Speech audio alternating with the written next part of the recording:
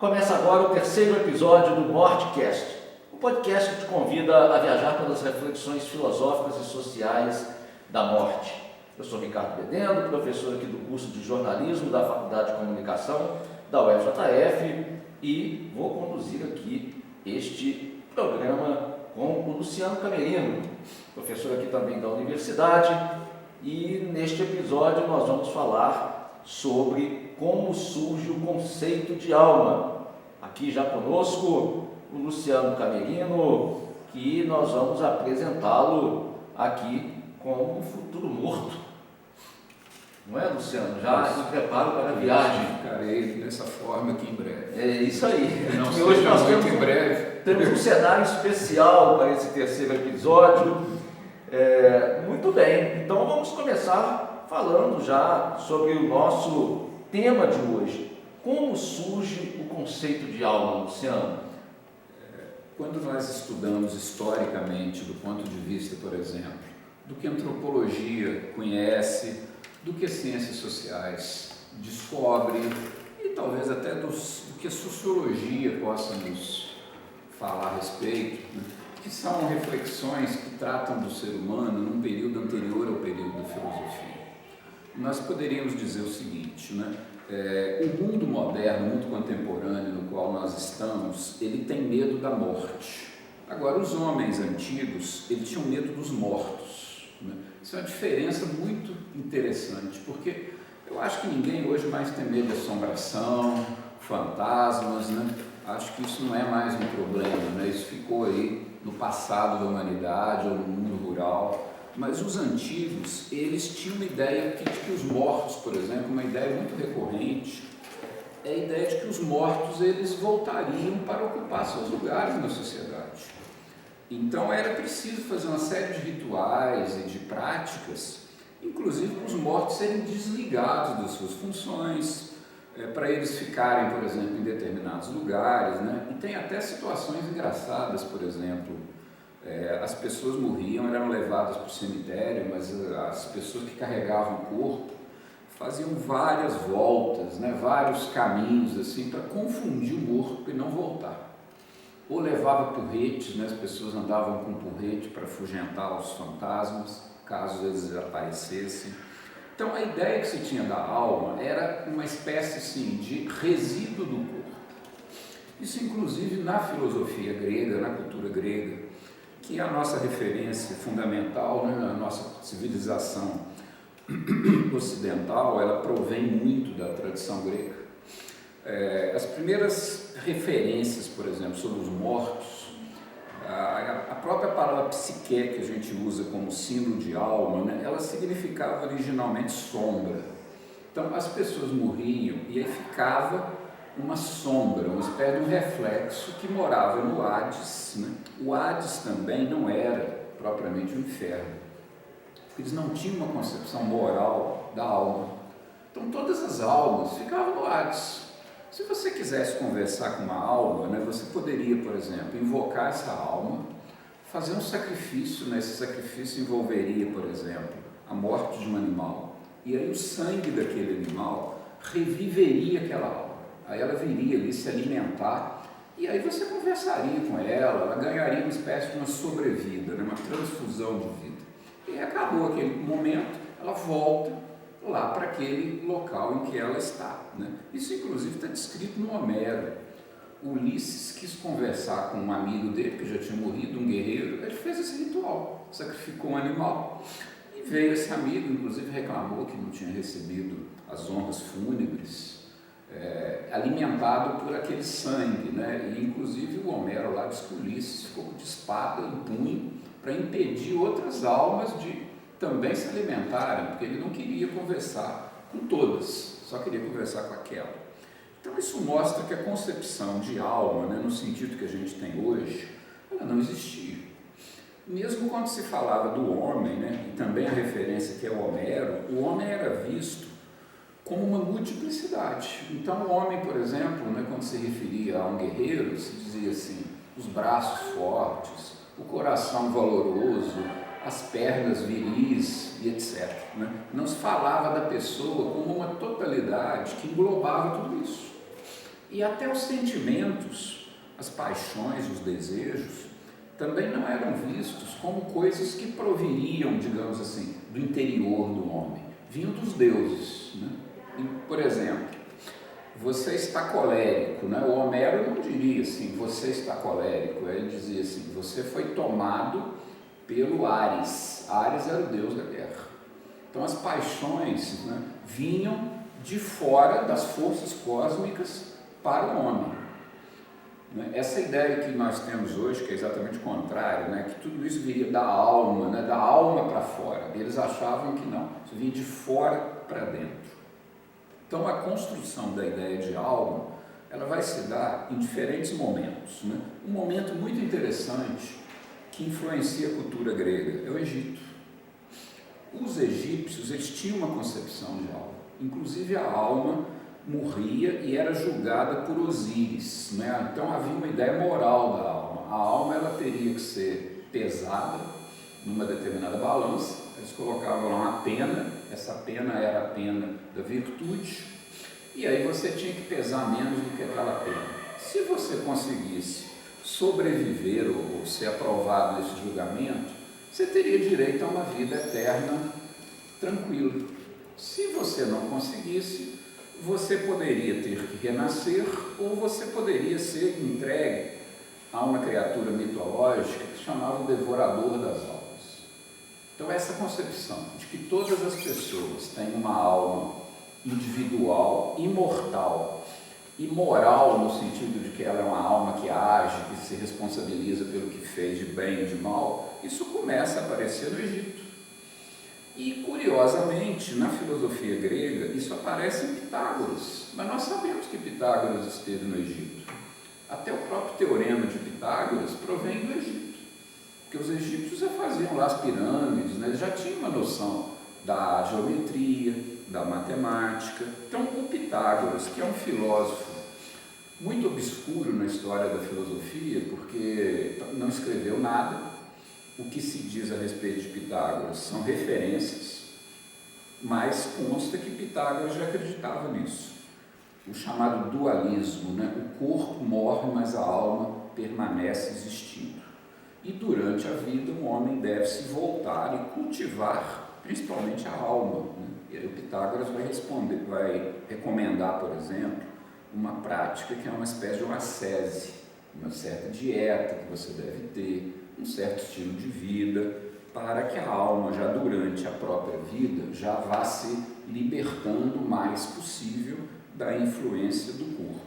Fique mais leve. Fique mais leve, né? Não fique tão presa a este mundo, porque essa condição faz com que ela tenha que ficar num processo cíclico de reencarnação, né? Todos eles acreditavam nisso.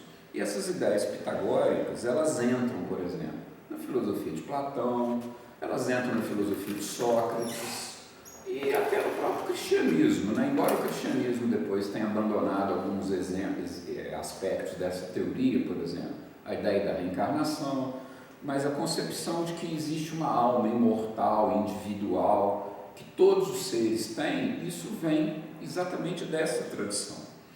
E os filósofos, inclusive, vão produzir raciocínios, né? Tentativas de demonstrar por uma via da argumentação a existência da alma.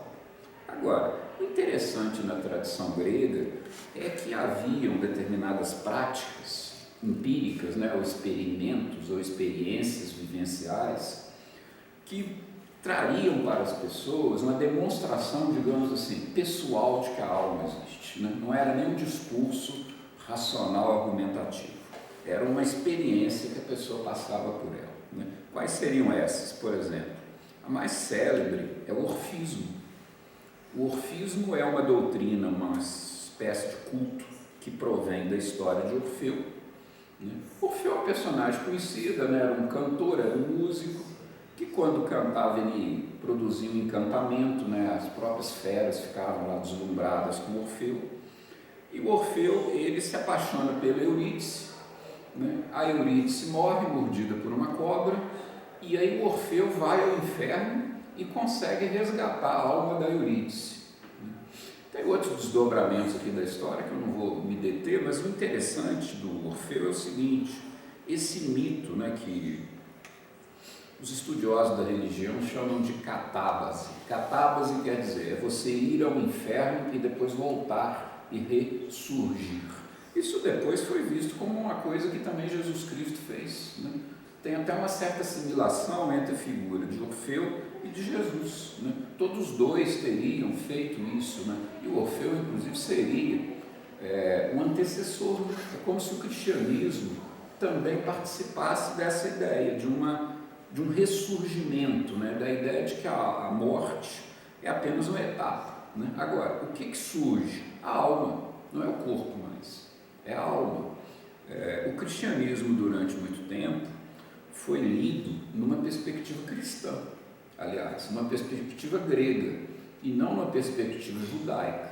A perspectiva grega é essa, de que a alma é a parte mortal, né? E aí há mitos lá no orfismo, né, que eu poderia até numa outra oportunidade comentar, porque é muito interessante, né? Mas o orfismo, ele consistia, né, em determinados cultos de mistério, tá? A palavra mistério aqui significa o seguinte: algo a respeito do qual a gente não pode falar, mas não é porque é proibido falar ou é vedado, é porque não tem palavras para dizer, não há palavras. É desconhecido. Você tem que passar pela experiência. Seria como eu tentar descrever para uma pessoa cega, né, o que é, por exemplo, nascer do sol. O único jeito é ele ver. Se ele não vê aquilo, ele não vai conseguir entender. E aí o que aconteceria no orfismo? Uma experiência que eles chamavam de êxtase, né? Eu estou pronunciando desse jeito porque êxtase quer dizer o quê? Sair para fora. A alma descolava do corpo e depois voltava. E aí nessa experiência em que a alma se descolava do corpo e voltava, ficava patente o quê? Que você não é o corpo, que você só está morando aqui por um certo período. E a finalidade do orfismo, uma das finalidades do orfismo, era exatamente essa: produzir essa separação. É como se fosse uma morte provisória. E aí você perde o medo da morte, porque você percebe que morrer é isso numa condição permanente. Mas já na vida, já durante a vida, você consegue se descolar dela, do seu corpo, do seu mundo, né? Visitar outros mundos. Há muitas relações desses cultos com uma outra prática, que é o chamado xamanismo. O xamanismo também é isso, né? O xamanismo são religiões muito arcaicas, né? Que você também tem no Brasil, né? Os indígenas têm, e que teriam vindo originalmente da Sibéria, né? Os primeiros registros de xamanismo estão na Sibéria. O que é o xamã? É um sujeito que tem um estilo de vida distinto, né? Então poderia ser, por exemplo, por jejum, por uma experiência de solidão, por um certo tipo de ascese, né? Ou talvez porque ele usava algum tipo de bebida ou algum produto vegetal, né? Como você tem hoje a ayahuasca, como os índios tinham tabaco, rapé. Então esse produto, né? Ou o som do tambor, que é aquele som ritmado. O que acontecia nessa situação? O xamã sai do corpo, o corpo fica ali, ele sai, né? E vai visitar outros mundos, né? Vai nos mundos superiores, vai nos mundos inferiores, e aí de lá ele traz, por exemplo, uma resposta.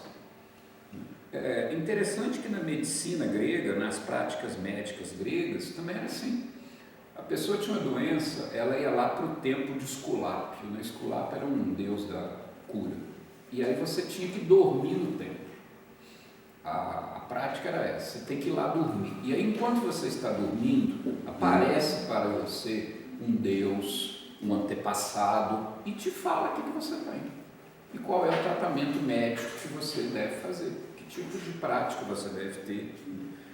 Eu estou comentando isso porque... Essas práticas de xamanismo, Luciano, têm sido comuns hoje em dia. Sim, elas voltaram, né? Eu tenho observado isso muito na internet, assim, variados tipos de xamanismo. Talvez porque as pessoas queiram ter uma experiência do sagrado pessoal, não mediada por uma instituição, né? Então, Deus existe, o sagrado existe, o além existe, eu quero ver. Eu quero pessoalmente ver, né? Eu não quero que alguém venha e me diga assim, ó, é assim, é desse jeito, né? E na cultura grega, a convicção, né, digamos assim, a experiência de que a alma existe, ela nasce principalmente disso. Essas experiências que as pessoas tinham, né, por exemplo, o sonho, né? Eu lendo ainda a respeito, né, eu vi uma coisa muito interessante, né? Nós costumamos falar assim, eu tive um sonho. O grego não falava assim, o grego falava assim, eu vi um sonho. Ele considerava que o sonho era uma visita que ele recebia de um antepassado, de um semideus, de alguma divindade mitológica qualquer que vinha trazer para ele uma resposta para um problema que ele tinha. Mas nós temos essa percepção, muitas pessoas têm no sonho, de que muitas vezes a alma se desprende, sim. Você vive uma situação muito real. Sim, sim, é verdade. É o chamado estado alterado de consciência, né? É quase que aquela experiência de quase morte. O seu corpo está lá e você está transitando.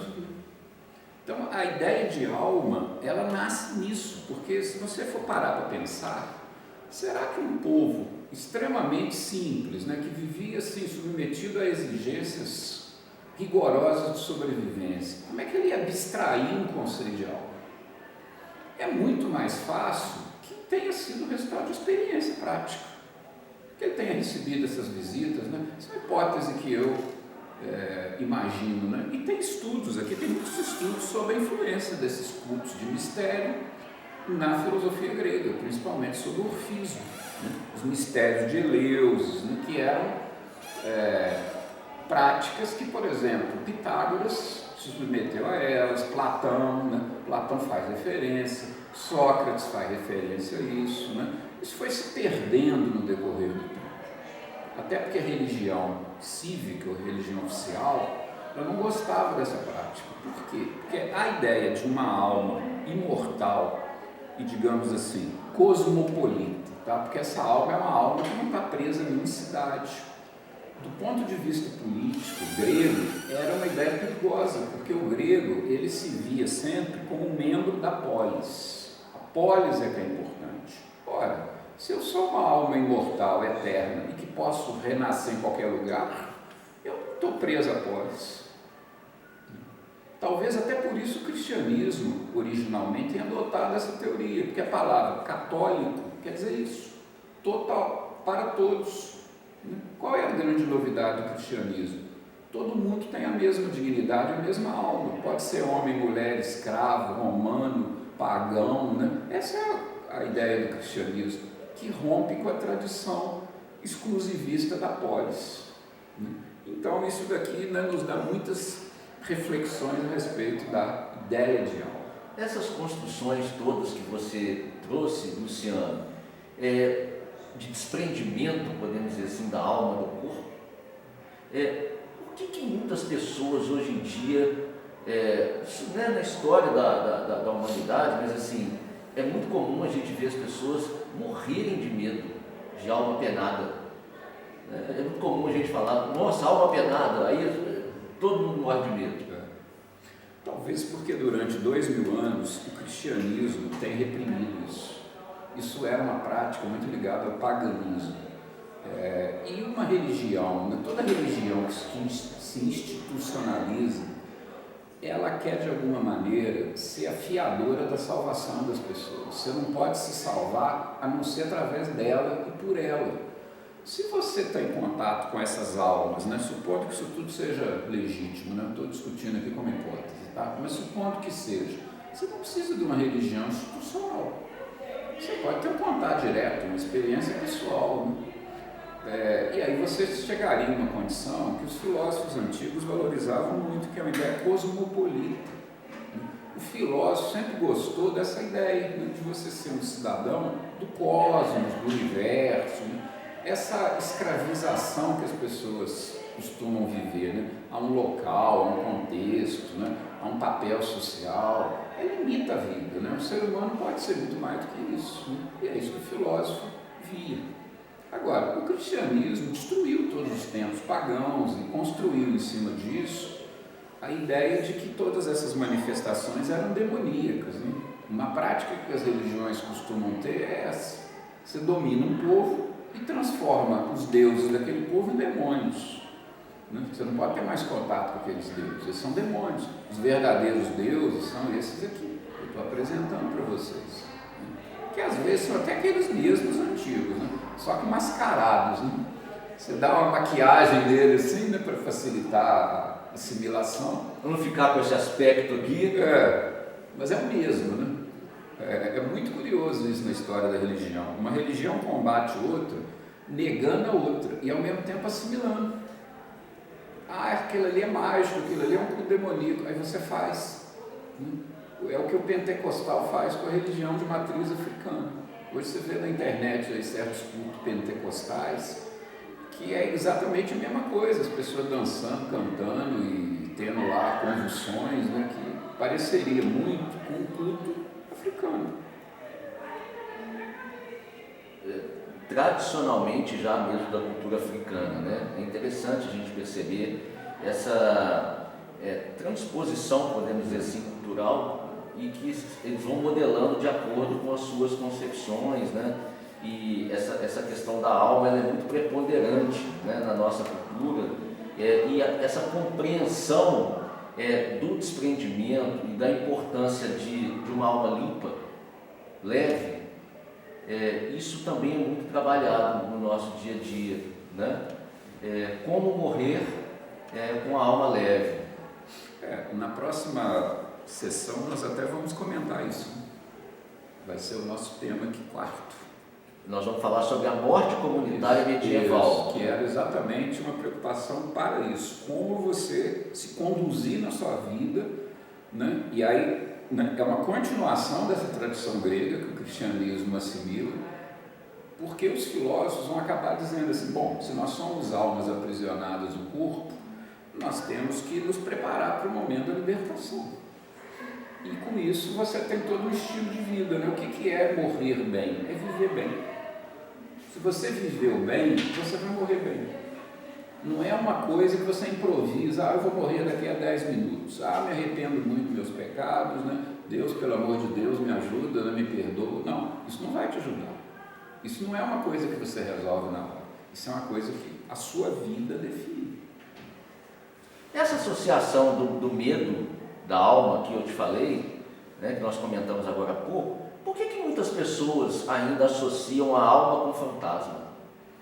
Talvez por causa do aparecimento, né? E aí também estou trabalhando aqui tudo no nível das hipóteses, né? Talvez porque a convivência que os povos antigos tinham com os fantasmas, né? Supondo que as pessoas morriam e continuavam ali na forma de almas, participando da vida das pessoas, como é, por exemplo, no culto africano, evidente isso.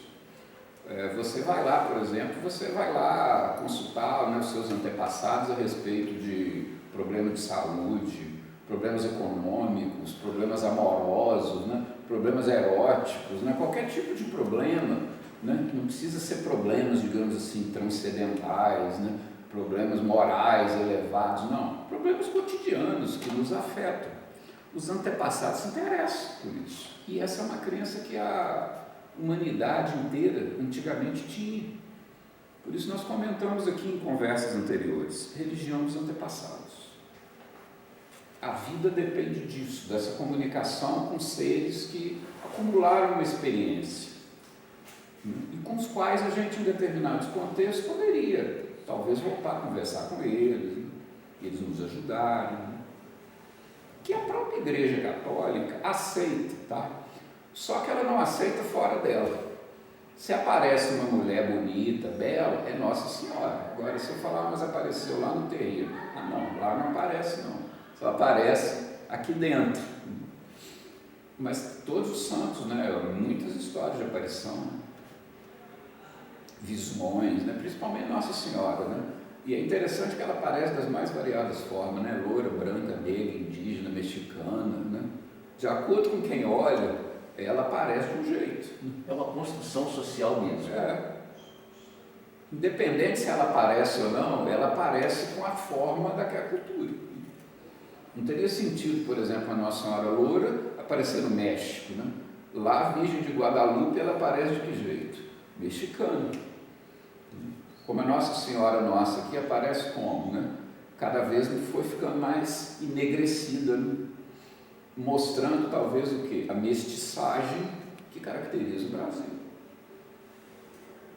Perfeito. E aí eu acho que a importância do Mortcast, exatamente para a gente poder compreender e fazer essas reflexões filosóficas, sociais mesmo, da morte, né? Sob o ponto de vista da gente voltar lá atrás, nos nossos antepassados, né? Entender essa história em movimento, para que a gente possa compreender o que a gente está vivendo hoje, né? E as perspectivas também futuras sobre esse tema tão importante, né, Luciano?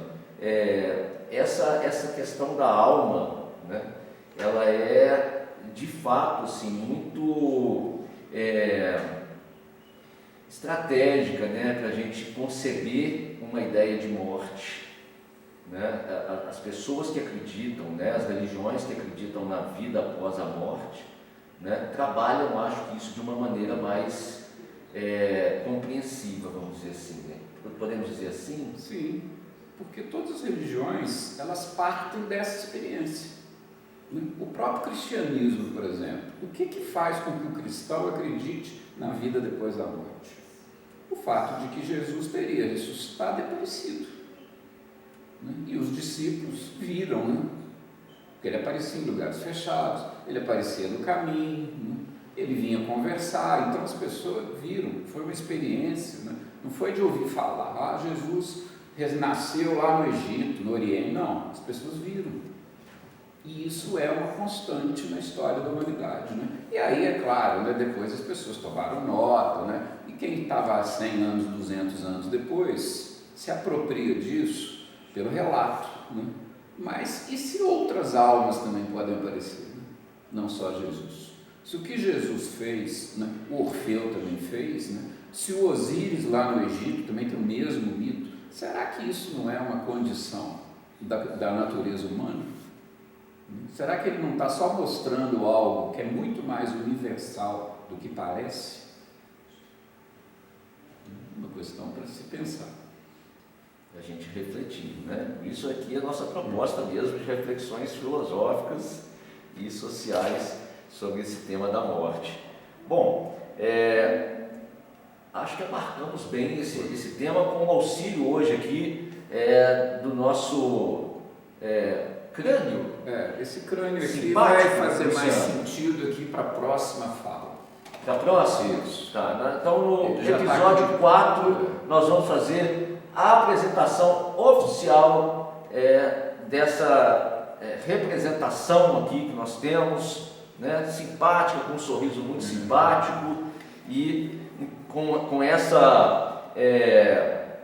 esse convite para que você continue sintonizado no nosso Mortcast. Nós vamos terminando aqui o 3º episódio. Esta é uma iniciativa que reúne os cursos de Filosofia e Jornalismo da UFJF por meio do projeto de extensão Rádio Facom 59. Fique ligado, sintonizado, que o 4º capítulo vem aí com a temática A Morte Comunitária Medieval. Continue sintonizado no nosso Mortcast.